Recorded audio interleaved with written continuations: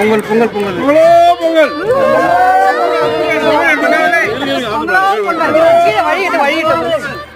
அவசரப்படாதீங்க. மொத்தமா வழி முடியுது நமக்கு ஃபுல்லா எல்லா திசையும்.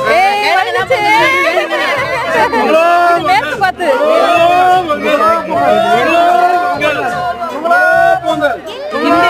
வடிஞ்சு இது ஆயிடும். அது எடு.